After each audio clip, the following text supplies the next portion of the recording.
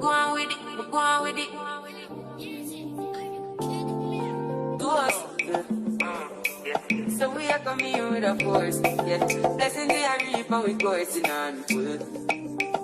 Oh, we the rise and boast. Yeah, we give thanks that we need it the most. We have to give thanks that we really supposed to be thankful. Blessings all from the life man. But thank God for the journey for us to the plus. Yeah. Gratitude is a must. Pouvez vous présenter, s'il vous plaît? Je suis le docteur Salvador Ponjo, président de Medcam Suisse, c'est-à-dire l'association des médecins d'origine camerounaise et récents à Suisse. Et de profession, je fais le dermatologue dans la belle ville de la Chaux-de-France, dans le canton de Châteauguay. Ah, super. Merci beaucoup. Alors, pour vous, j'aurais deux questions. De un, quelles sont les principales initiatives de Medcam Suisse pour favoriser la collaboration entre les professionnels de santé suisses et camerounais? Oh, belle question, très belle question. Medcam Suisse a toujours travaillé avec le Cameroun depuis sa naissance. Même avant même sa naissance, c'est-à-dire qu'on pensait encore... on germait dans nos cerveaux l'idée d'avoir une association des médecins camerounais en Suisse. Et puis, une fois qu'on est né, on a eu un an plus tard, si je ne me trompe pas, oui, en 2022, parce qu'on est né en 2021. Et en 2022, nous avons organisé cette géniale, moi je l'appelle toujours cette folie un peu aussi, hein, c'était une grande folie, de campagne humanitaire à Fumban, dans le Noun. C'était en août 2022. Nous avons passé une semaine là-bas, nous étions 36. Il faut dire aussi que Medcam ne travaille jamais seul. Hein. Medcam a toujours des partenaires. Et ils viennent avec nous au Cameroun. Et c'est ainsi qu'on s'est retrouvés à Fumban pendant une semaine et nous avons soigné 1500 Camerounais et opéré environ une centaine de Camerounais. Mais ça ne veut pas dire que les initiatives de Medcam se sont arrêtées là. Nous sommes portés vers le Cameroun. Je suis en train de germoler dans mon cerveau un autre projet pour l'année prochaine, humanitaire. J'ai commencé à travailler dessus déjà la semaine passée. Au Cameroun, la semaine prochaine, je vais approfondir cela avec une autorité camerounaise. Donc, nous travaillerons toujours dans cette optique-là parce que le Cameroun, c'est notre sang. On vit Cameroun.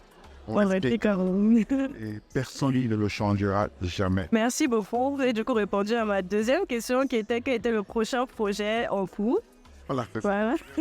Mais personne pour le moment, c'est vrai, officiellement, rien n'est sûr. Mais non, ça c'est clair. Mais lorsque ça sortira... Qui est dans mon cerveau, souvent, qui a déjà été discuté avec une personne importante, je ne peux pas dévoiler ce nom pour moi. Et c'est plus qu'une idée. C'est déjà quelque chose qui est sur la voie en place vraiment, parce que je dois encore le partager avec mes collègues. Non, on a une exclusivité. Donc, mais on va travailler dessus.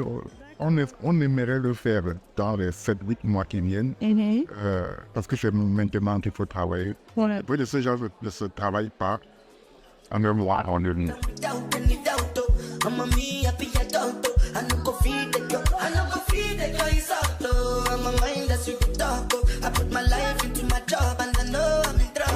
Alors, comment allez-vous? Ah, c'est la vidéo. Bien.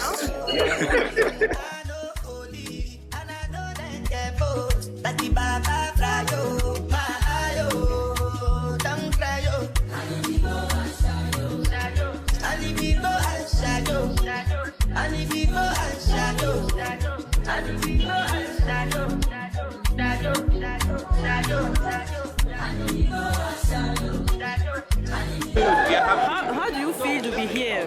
Actually, I'm enjoying the food, especially because it's free. Normal.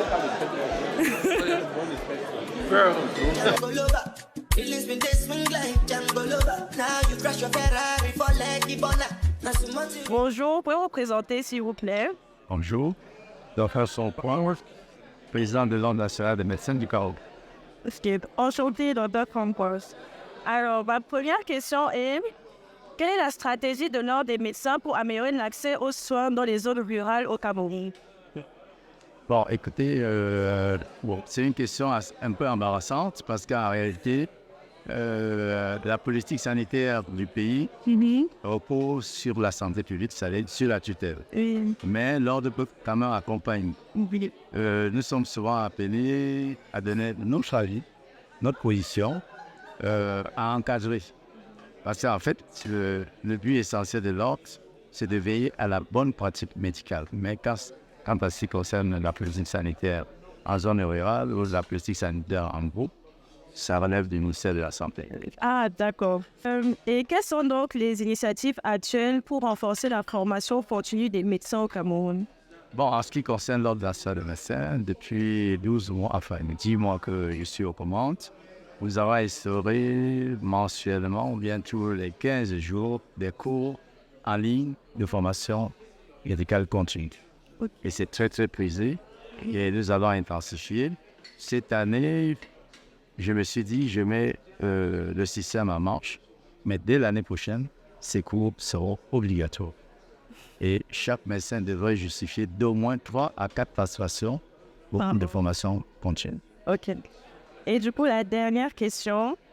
Comment l'ordre des médecins gère-t-il les questions éthiques et de déontologie médicale face aux défis du Cameroun? Parce que comme le Cameroun est un pays, soi-disant donc du tiers-monde, il y a certaines réalités différentes de l'Occident.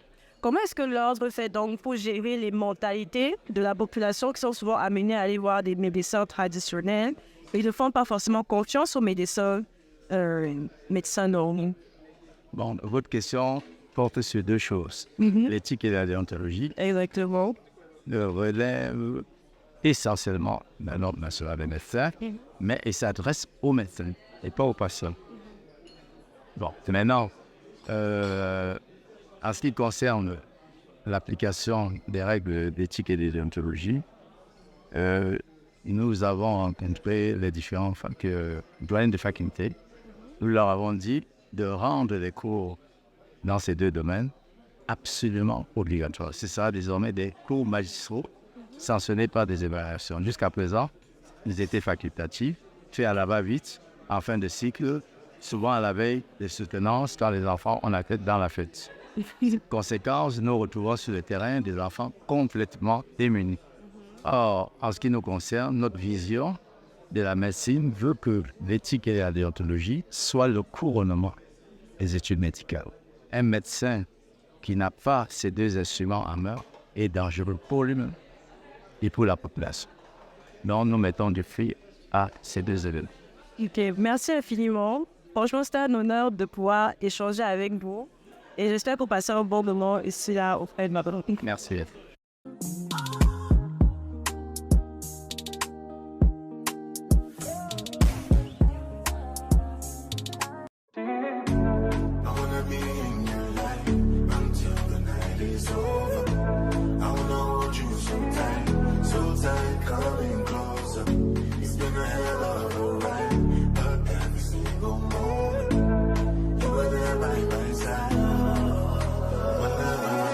Comment tu te sens après cette expérience? Je me sens très à l'aise. C'était un plaisir d'avoir l'opportunité de faire quelque chose de pareil. As-tu trouvé une âme d'orthopédiste en toi? Je ne le dirais certainement pas ici en présence des orthopédistes, mais ça fait vraiment plaisir d'avoir non seulement l'opportunité, mais aussi de devoir le faire devant de grands médecins pareils et avoir de belles explications. Donc c'était un plaisir. Peut-être j'ai trouvé une âme d'orthopédiste. Merci. Que pensez-vous de cet événement?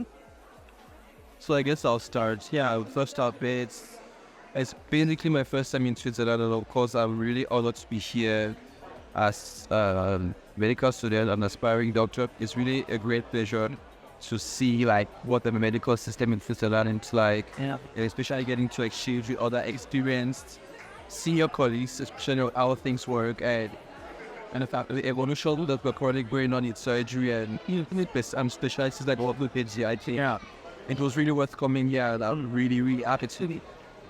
What did you? Well, I'll say generally it was a beautiful experience for me. Not my first time in Switzerland, second time, but my first time in Lausanne. And beautiful experience, beautiful bench, amazing sea, beautiful location, amazing crowd of medical gifted people. And I'll say, gerne wieder. I'll happily come back, and I hope that everyone here who came with us had a good time as well. Thank you very much, guys. Alors, que pensez-vous de cet événement? Il est super à Lausanne avec une très belle vue sur le lac, le vent, vraiment. Il est bien. J'ai beaucoup appris depuis le matin avec les différentes interventions chirurgicales et différents domaines de la chirurgie, quoi. Moi aussi, j'ai trouvé Lausanne est très jolie. Et aussi la conférence, le fait d'être avec des médecins comme vous et moi, qui parlent notre langue et qui nous présentent les problèmes de notre pays, ça m'a donné beaucoup de courage de continuer dans mes études. Et voilà, à l'année prochaine. Allez, bisous! À l'année prochaine! Que pensez-vous de cet événement? L'événement bien prononcé, l'événement poursuit bien, l'événement défini. Pour moi, je pense que c'était un très bel événement. Ils ont tellement bien organisé et c'est un plaisir d'être à Lausanne. Donc, c'est réussi. Puis c'est Lausanne, puis une première fois, les présentations étaient superbes, les personnes sont superbes, les networking, ça marche. Tout bon. J'ai beaucoup apprécié les portraits, les présentations. Ça avait l'air vraiment très intéressant et surtout les questions. Et surtout que j'avais une question particulière qui a été répondue et je l'avais depuis des années en tête. Donc, Ok, merci beaucoup les garçons. Bonne journée. ouais.